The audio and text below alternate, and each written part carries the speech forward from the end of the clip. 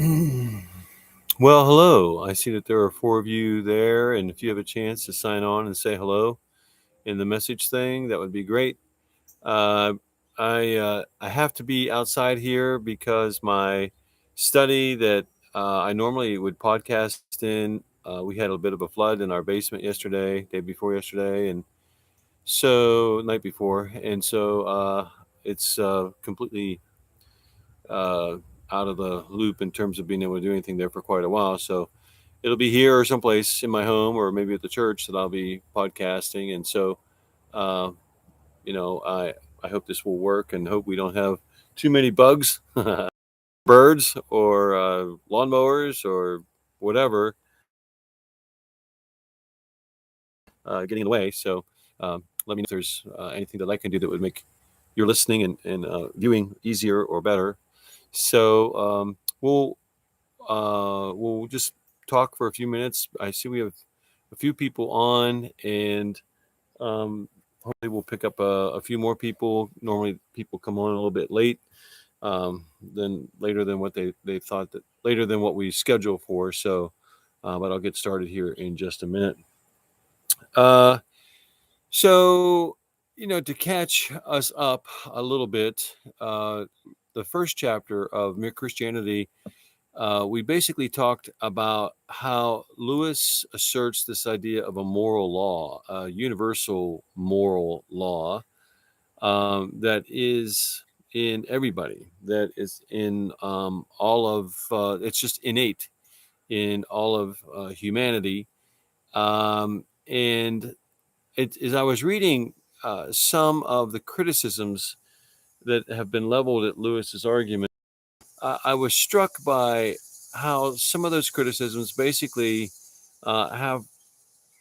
I think that in a sense they're trying to say that Lewis is saying more than what he's really saying.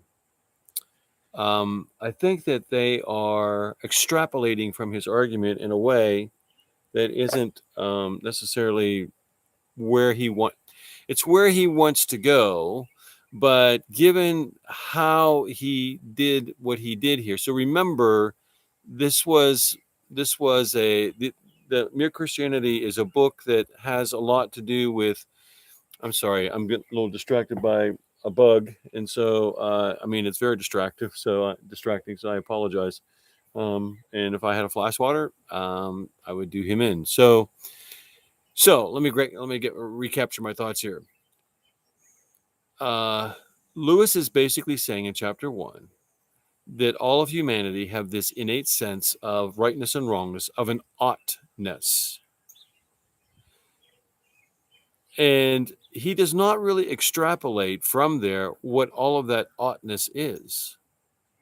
He's just saying that all of humanity have this sense of rightness and wrongness, law, and oughtness.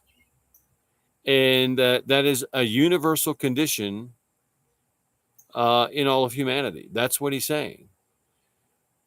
The critics extrapolate from that and uh, ascribe to him things that he really even hasn't said yet. So, having said that, oh, and by the way, because that oughtness, that rightness and wrongness, that sense of law exists universally in all of humanity, that it points to, like, where did that come from?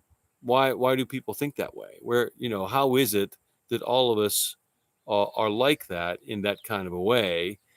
And so he says that points to, a lawgiver, somebody that baked into us that way of thinking and that way of doing things. So, well, I got him. So, in any case, uh, that's what he's saying. Now we come to chapter 2, and in chapter 2, um, he's getting at what some of the objections in his time might have been, letters that he has received based on the premise that he established here in his in chapter 1. There are probably more objections, and as I was reading some of the criticisms of Lewis's argument, I, I don't have all of them, and it would take more than what we could do to address all of them here.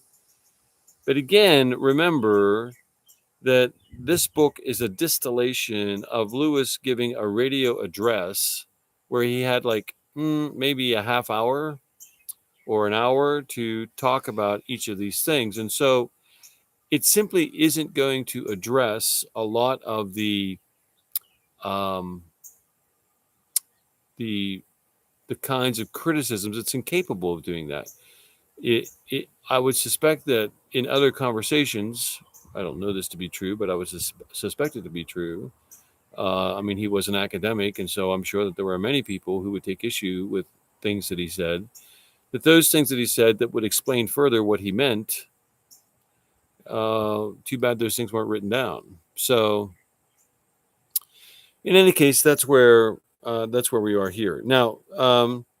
You can break in this chapter. You can break these objections down into two primary objections. So, he gives his first radio address on chapter 1, what eventually became chapter 1, and then he gets some letters and things like that from people, and he wants to address those objections, and he distills those objections down into two primary things. And the first would be what is called herd instinct. In other words, in an evolutionary sort of way, rightness and wrongness has been baked into our DNA as a part of our herd instinct. Like, this is just what humans do. This is how humans have evolved. And so this sense of rightness and wrongness is actually the product of evolution. So that's what he would say. That's what he would say the objections have been. The second thing that he would say, that the primary objection was, in the letters that he received, was that people would describe what he said in terms of a moral law as social convention.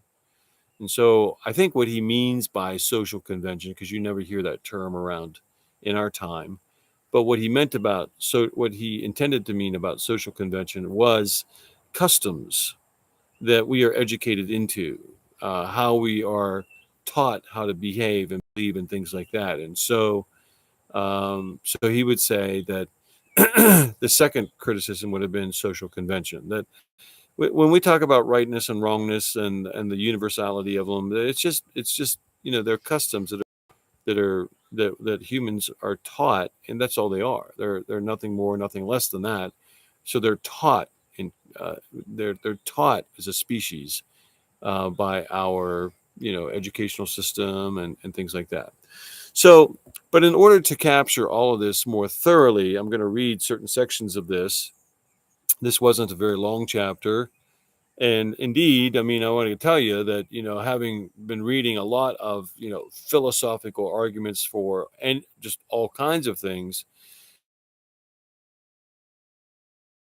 one thing that philosophers are not, and that would be pithy, short, and distinct in what they say. By nature, philosophers are verbose in how they discuss anything. So to take on these observations that Lewis has and to distill them in just a relatively a few pages, his point was not to deliver a doctoral dissertation, but rather to give people handholds, ideas about what this might look like, what it might be in terms of his premise. So I would say that's where we're going with this. So let me just begin here. Some objections. If they are the foundation, I had better stop to make that foundation firm before I go on. So, in other words, he's saying if the moral law is foundational to humanity in terms of how it may point to the existence of God, he says, then I better make that foundation firm. So he says, Some of the letters I have had shown that a good many people find it difficult to understand just what is this law of human nature or moral law or the rule of decent behavior is. For example, some people wrote to me saying, "Isn't what you call the moral law simply our herd instinct? And hasn't it been developed just like all of our other instincts?" And so they're saying here, like, this is just an evolutionary kind of thing. It's all it is. It's nothing more, nothing less than that. That this right, this moral law that we all have is a product of our evolutionary development. And so, in some of the criticisms that I've read about Lewis's argument for the moral law and how it points to God, that's exactly what they say. And so they try to take apart his argument predicated on, the role that evolution can play in the development of an almost universal moral law in humanity. But he goes on to say, "Now, I do not deny that we may have had a herd instinct." In other words, he's saying there are certain evolutionary things that are baked into us, and some of them might even be kind of instinctual. So, now I do not deny that we may have had a herd instinct, but that is not what I mean by the moral law. We all know what it feels like to be prompted by instinct, he says, by mother love or sexual instinct or the instinct for food. So these are things that move us by our nature, that we pursue these things, that a mother, the vast majority of mothers naturally love their children when they are born and throughout the course of their life in some very profound and powerful ways. That we are motivated by an inner desire to want to procreate and to have children, that we are moved by a desire to gather food and to prepare for maybe times where food is difficult to get or things like that. So he's saying, yeah, oh, that could be instinctual. He says, it means, so he says, it means that you have that it means that you feel a strong want or desire to act a certain way, as I described. And of course, we sometimes do feel just that sort of desire to help another person. And no doubt that desire is due to herd instinct. So he said, sometimes we do want to help another person. And we do that because there's something in us that says we should do that as a being a part of our species. And it's kind of like how we have, for the lack of a better term, evolved. He says, but feeling a desire to help is quite different from feeling that you ought to help, whether you want to or not. Suppose you hear a cry for help from a man in danger. You will probably feel two desires. One, a desire to give help due to the herd instinct. The other, a desire to keep out of danger due to the instinct for self-preservation. So, like I was watching a video not too long ago where a man and woman were in this animal park, and there's this camera on their car, and clearly they're in this terrible argument.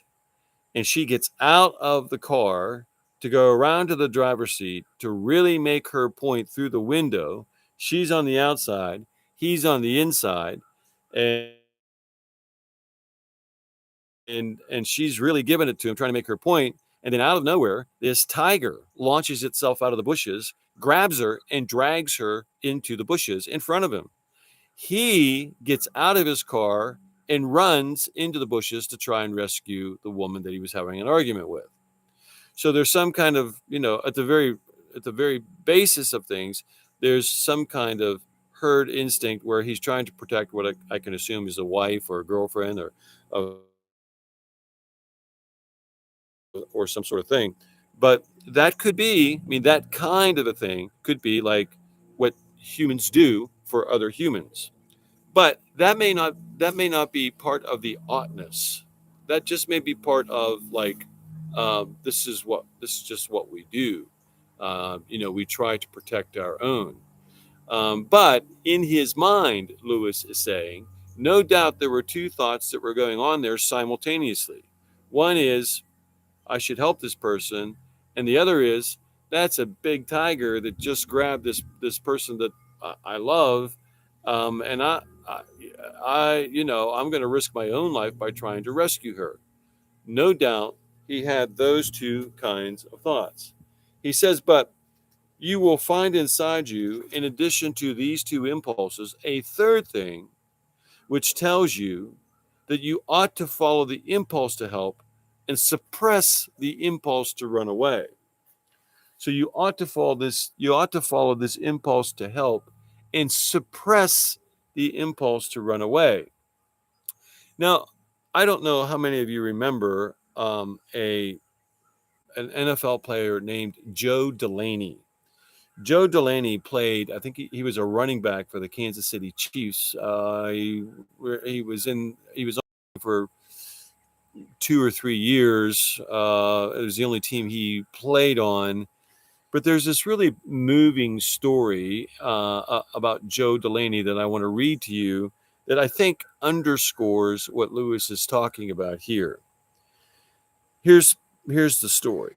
Delaney had a lifelong history of helping others and once paid for the funeral of a former teacher whose family could not afford a proper service. Now, that in itself is there isn't anything evolutionary about that.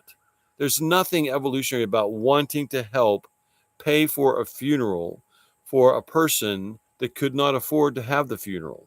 That was just compassion. That was just, this is important to that person for their emotional well-being, and I have the means to do that, and so I am. And so Delaney, it says, paid for this funeral so they could have a proper funeral service. Then they tell this part of the story. On June 29th, 1983, Delaney, who was living in nearby Ruston, went with friends to Critters Creek, an amusement center at Chenault Park in Monroe, Louisiana. While reportedly discouraging swimming children from venturing out too far in a pond, so he was telling these kids, don't go out there, don't go too far out in the pond, Delaney dove in to save 3 children who were screaming for help, floundering in a water hole left by a recent construction work. The water hole, which covered 2 acres and was 6 feet deep, was not intended for swimming, but to add to the park's aesthetics. Despite his inability to swim, Delaney nevertheless tried to rescue the children. One child managed to get out of the water without harm, and another was taken to an emergency room where he later died. Police recovered the body of Delaney. The amusement park has since. So here's this here's this runner paid millions of dollars to play, famous in the area in which he lived and where he played. Many would argue that because of his all pro status as a running back, that he should not have done it. He shouldn't have risked himself in that kind of a way, especially since he could not swim, to rescue these children. That it was a waste. But Delaney, despite the fact that he could not swim, felt this sense of ought that nobody would have blamed him if he hadn't tried to rescue the children personally because he could not swim. But there was something inside of him that said, I ought to try to rescue those children. That's different than herd instinct. That's different in fact, that sense of oughtness might be interpreted by some as irrational. But he was compelled by some kind of an inner law which drove him to do what he did for those children. There was a sense of altruism, this selflessness, where these children who were defenseless in their current conditions needed somebody to save them from something that was going to kill them. And indeed, two died and one survived. And then the other person that died was Delaney himself. So it seems to me that that's a very good example of what Lewis is talking about here. He says now this thing that judges between two instincts, that decides which should be encouraged, cannot itself be either of them. You might as well say that the sheet of music which tells you at a given moment to play one note on the piano and not another is itself one of the notes on the keyboard. The moral law tells us the tune we have to play. Our instincts are merely the keys. So, at the core of it, he's saying, is the moral law. It's not the instinct. It's not like the way in which we've evolved. There's something greater than the evolutionary compulsion to do something.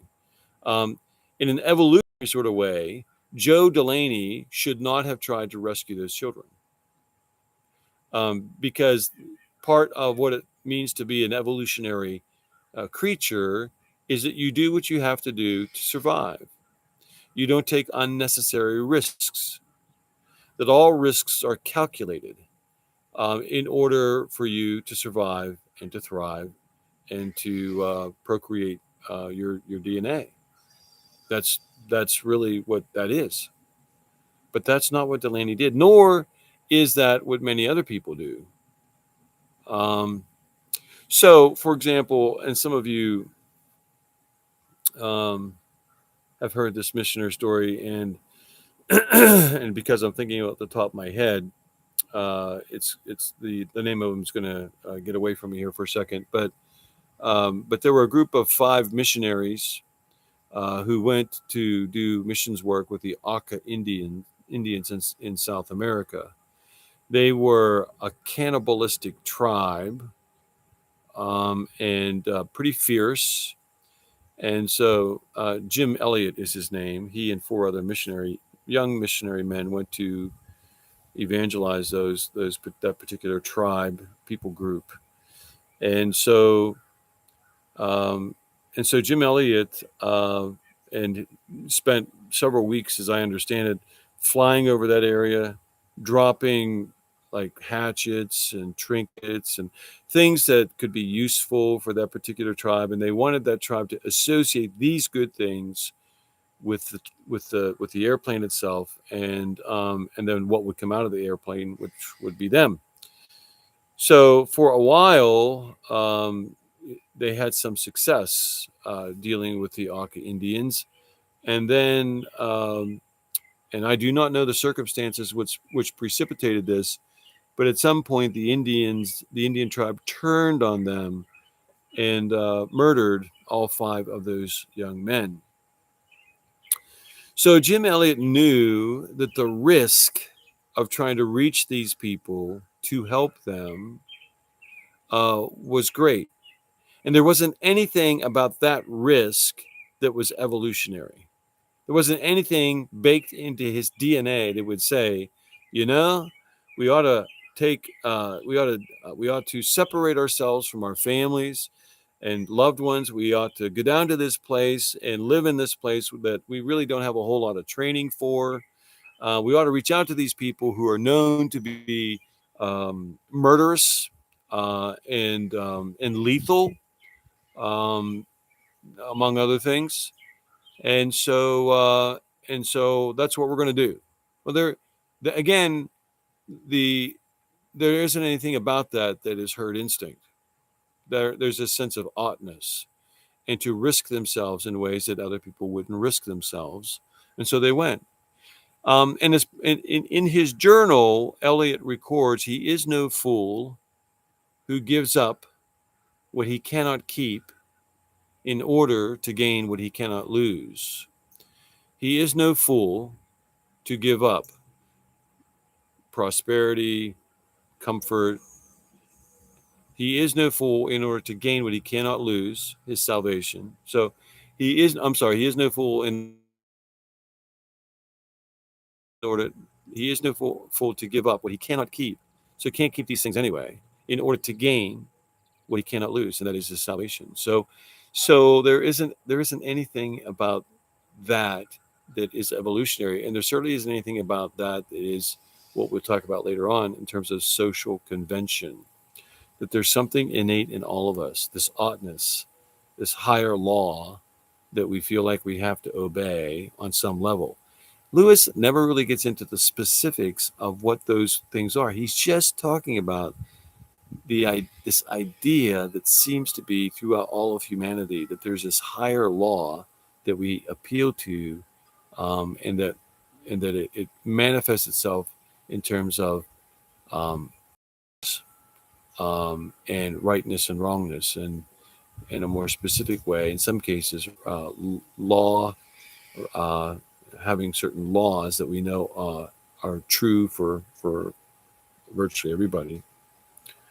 So, in any case, another way of seeing that the moral law is not simply one of our instincts is this: if two instincts are in conflict, there is nothing in a creature's mind except those two instincts. Obviously, the stronger of the two must win. So, in evolutionary parlance, if you have two instincts and they are competing for one another, the stronger instinct must win, he's saying, because it's that instinct that has more developed in order that you have a better chance of preservation, right? But at those moments when we are most conscious of the moral law, it usually seems to be telling us to side with the weaker of the two impulses.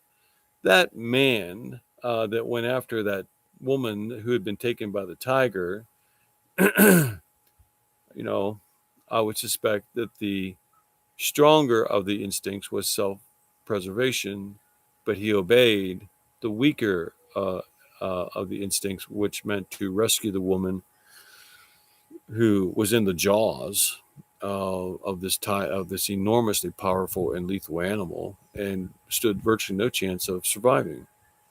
Nevertheless, he did what he felt like he ought to do in order to rescue her. You probably want to be safe much more than you want to help a man who is drowning, Joe Delaney. But the moral law tells you to help him all the same. And surely it often tells us to try and make the right impulse stronger than it naturally is. I mean, we often feel it in our duty to stimulate the herd instinct by waking up our imaginations and arousing our pity and so on, so as to get up enough steam for doing the right thing. So we have to talk ourselves into doing what our evolutionary instinct would tell us to do. But the oughtness oftentimes is just there. There isn't anything about it where we have to talk ourselves into it. We know that we ought to do this thing. Then he goes on to say, but clearly we are not acting from instinct when we set about making an instinct stronger than it is. If this weaker instinct is at play, and the sense of oughtness tells the weaker instinct, you have to do something, even though the stronger instinct says, you need to preserve your life. So, um, and I won't go into that, but it'll come up again. We can probably come up with some other examples, and you probably could think of some yourself. Um, so he finally says, the thing that tells you which note of the piano needs to be played louder cannot itself be that note.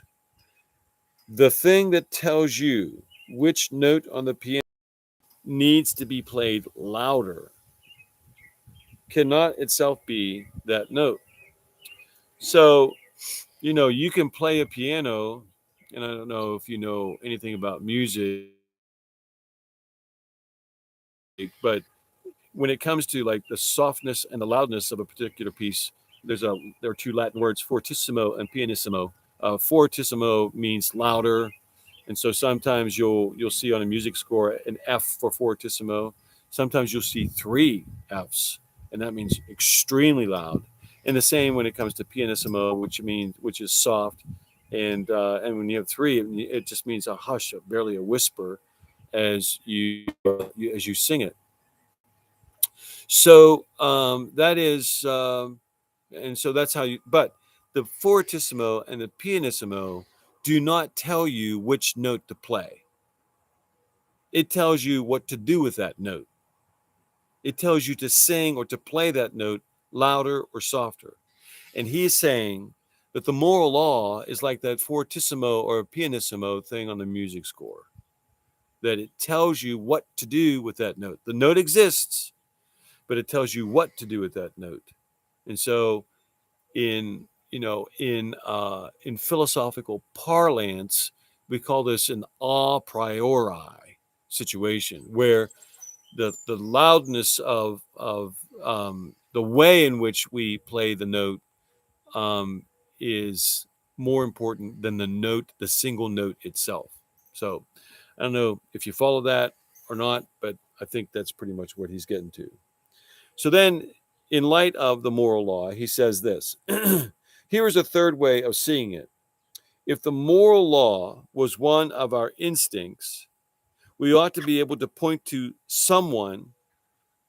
We ought to be able to point to some one impulse inside us, which was always what we call good, always in agreement with the rule of right behavior. But you cannot. Now, let me just read this again so that we capture it.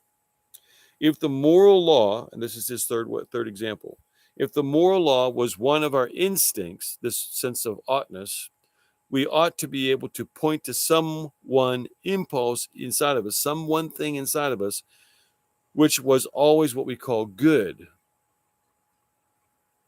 um, always in agreement with the rule of right behavior. But you cannot. There is none of our impulses which the moral law may not sometimes tell us to suppress, and none which it may not sometimes tell us to encourage.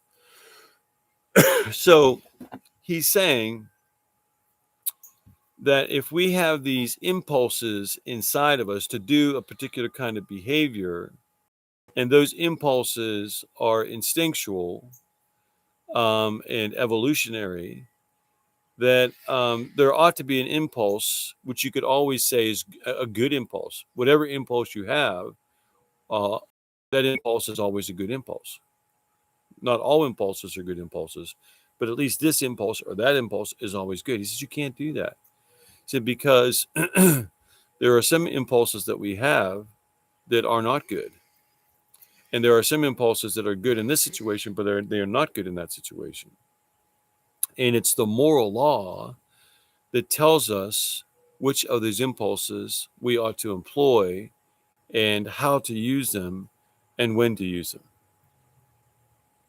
So that would be his third example about the moral law and what the difference is between the moral law and herd instinct within humanity. So it is a mistake to think that some of our impulses, say mother love or patriotism, are good, and others like sex or the fighting instinct are bad. All we mean is that the occasions on which the fighting instinct or the sexual desire need to be restrained are rather more frequent than those for restraining mother love or patriotism. So, our impulse to fight is not always good. Our impulse for sexual desire is not always good. And we tend to restrain those more than we say patriotism or motherly love. Um, and so what is behind that? What controls those impulses? But there are situations in which it is the duty of a married man to encourage his sexual impulse and of a soldier to encourage the fighting instinct. There are also occasions on which a mother's love for her own children or a man's love for his own country have to be suppressed, or they will lead unfairness toward other people's children or countries. So if that is true, then what guides those impulses? Um, and Lewis is saying it's really much more complex than that, to say that that's an evolutionary or a herd instinct kind of thing. There's something else behind that. Strictly speaking, there are no such things as good and bad impulses. Think once again of a piano. It has not got two kinds of notes on it, the right notes and the wrong notes. Every single note is right at one time and wrong another time. The moral law is not like any one instinct or set of instincts. It is something which makes a kind of tune, the tune we call goodness or right conduct, by directing the instincts. So it's the moral law that direct the instincts. It's the moral law that's the a priori dynamic in how we understand instincts in the world in which we live. And this is where I think Lewis gets a lot of the criticism aimed back at him. Sure would be interesting to see how he would respond to that. I'm going to go over some of those criticisms just briefly at the end of this chapter. By the way, he says, the point of great practical consequence, this is kind of like a parenthetical statement. The most dangerous thing you can do is to take any one impulse of your own nature and set it up as the thing you ought to follow at all costs. Now, what would be some of those examples?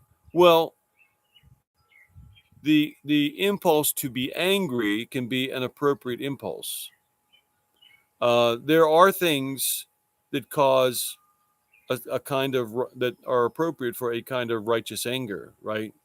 So when we see another person suffer at the hands of a person who has more power, when we see how people deceive or manipulate or control other people, when we see what some people do to children and are trying to do to children now, that's that there's a place for righteous anger there.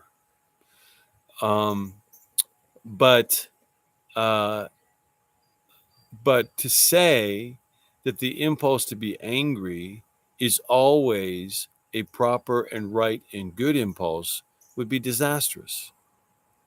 So every time you didn't get your way, every time something went wrong, every time you wanted something but didn't get something, your response was to be to go into a rage or a fit or angry.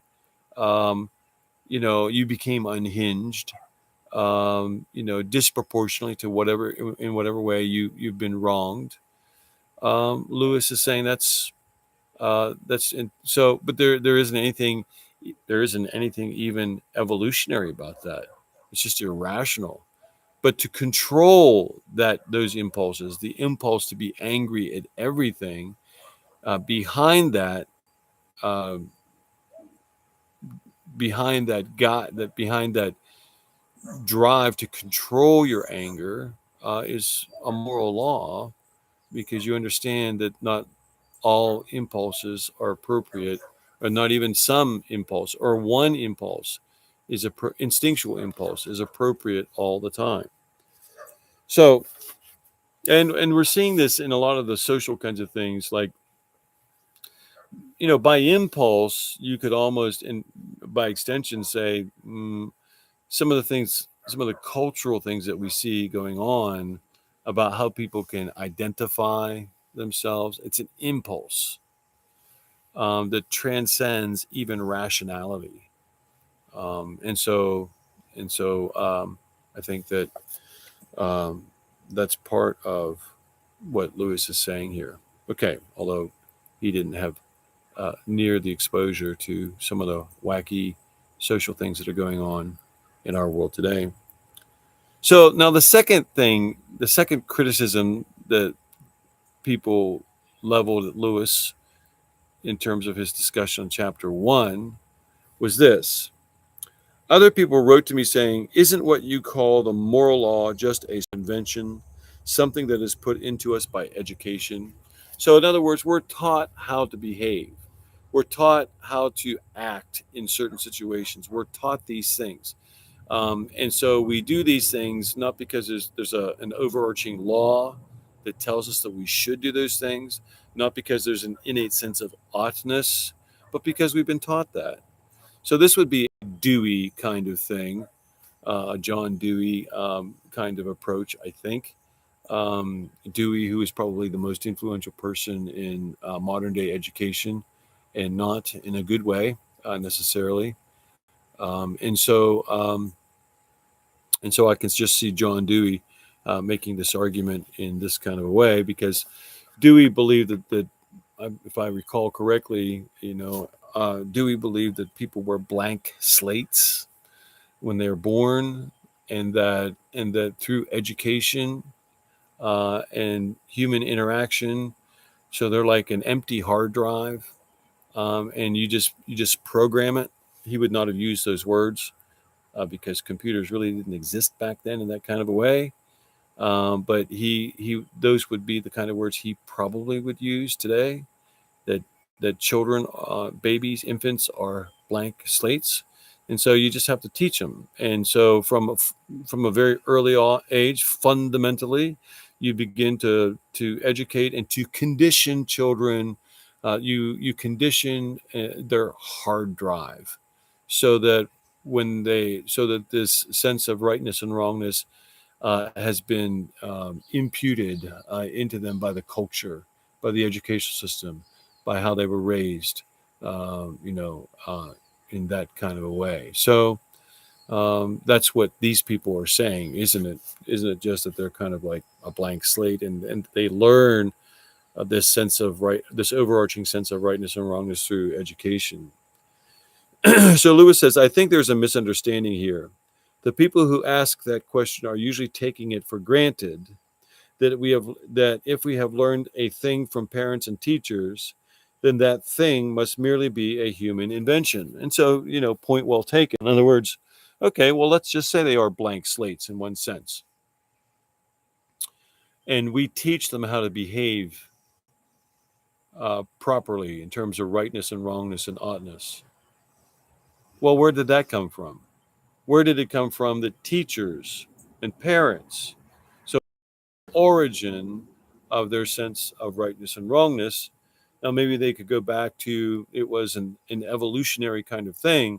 But look, humans, humans live and exist in direct opposition to our evolutionary development. I mean, direct opposition. I mean, we spend a tremendous amount of money and resources and time helping people who, in an evolutionary scheme, should have died. We tolerate a who, from what we can see, offer or give nothing to the family, the community, the human species as a whole. That we that we the in the whole evolutionary schema, that simply doesn't happen. There's this popular meme that went around for a number of years, where it showed this pack of wolves making their way across this field, and I would say there are 10 or 12 wolves all sort of trotting in line. It's a picture, it's not a video, and some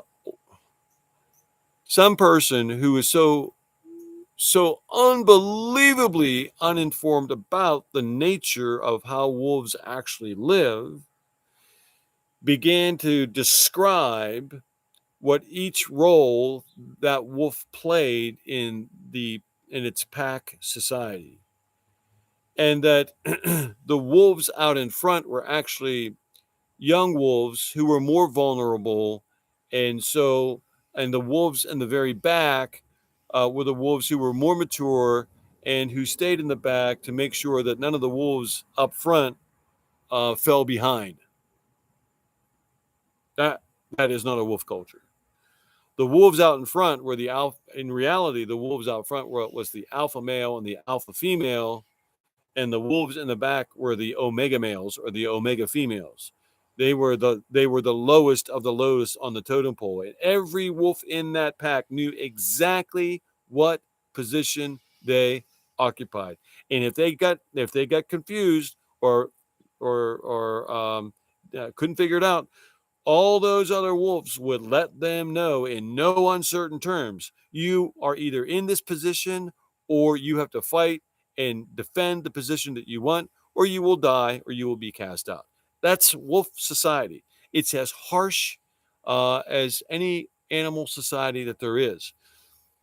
Wolves have a definite affection for each other. They love each other. The male and the female um, will love each other and defend the rest of the pack. But at the end of the day, when it comes to survival, everybody knows where they are, and everybody is expected to give to the pack.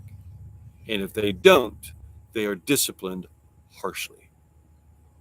So the dweeb that wrote that meme, I mean, it was pretty extensive about what he said. I mean, and I've every time it's been posted on Facebook, I really go after that because really what they're portraying here is a progressive model that simply doesn't exist in nature. It doesn't exist in evolutionary society in an evolutionary construct. It doesn't.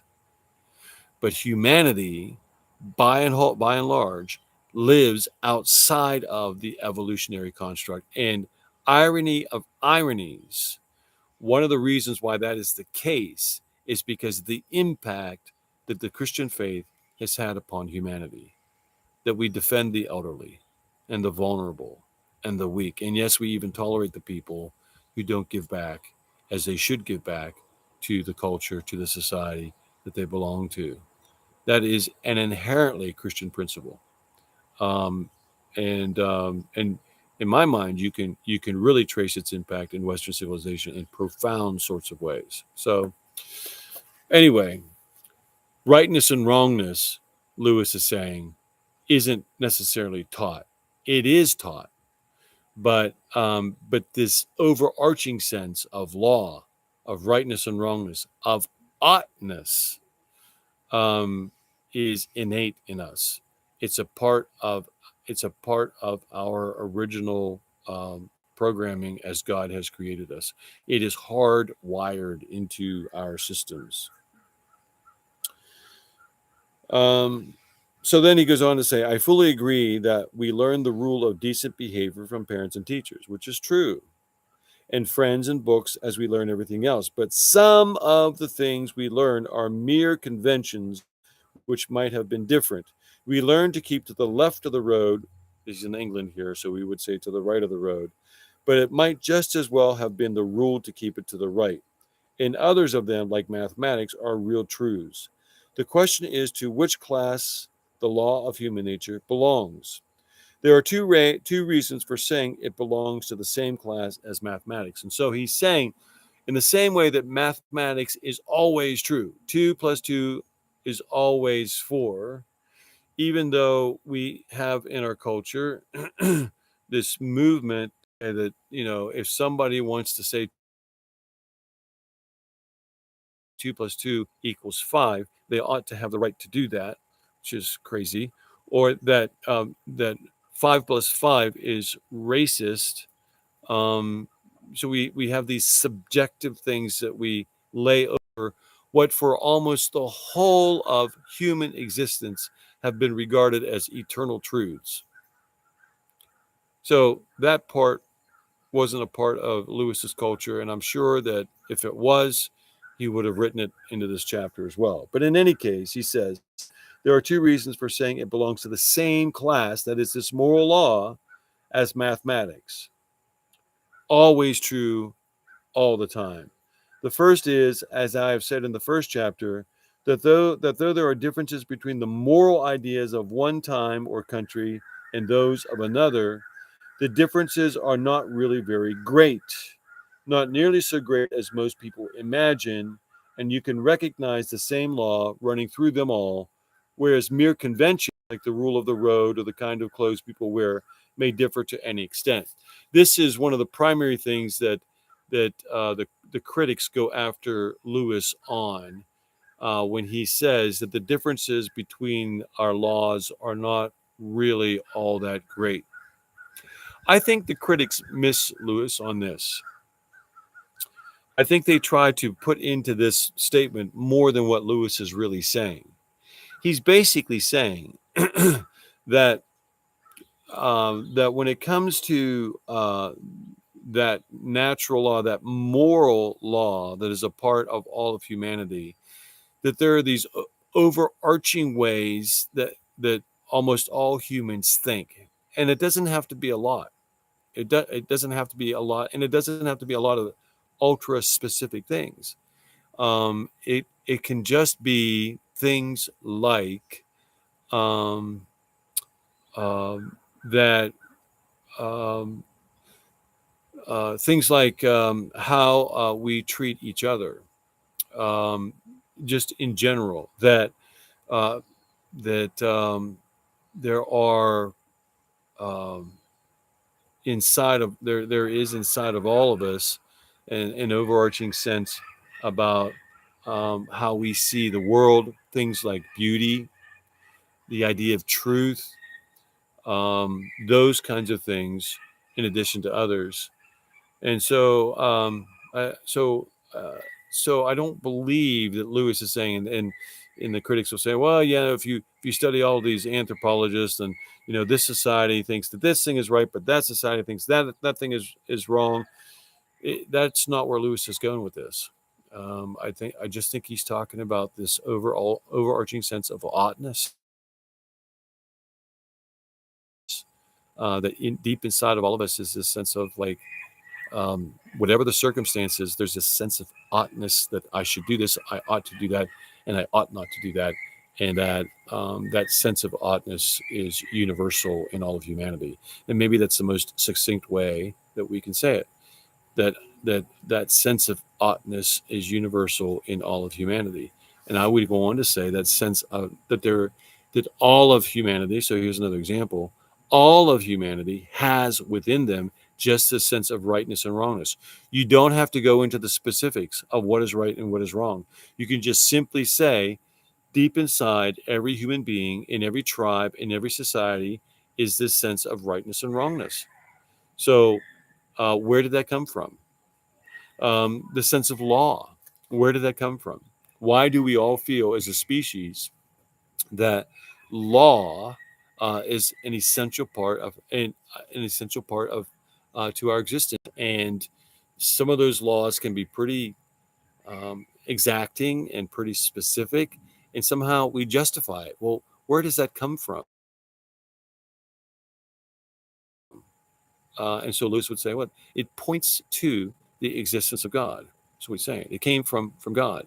So again, that's one of the other um, critiques that people have, is that this sense of oughtness, rightness, and wrongness in law, um, they're saying, doesn't necessarily necessitate or militate the existence of God. That humans can have those things apart from God.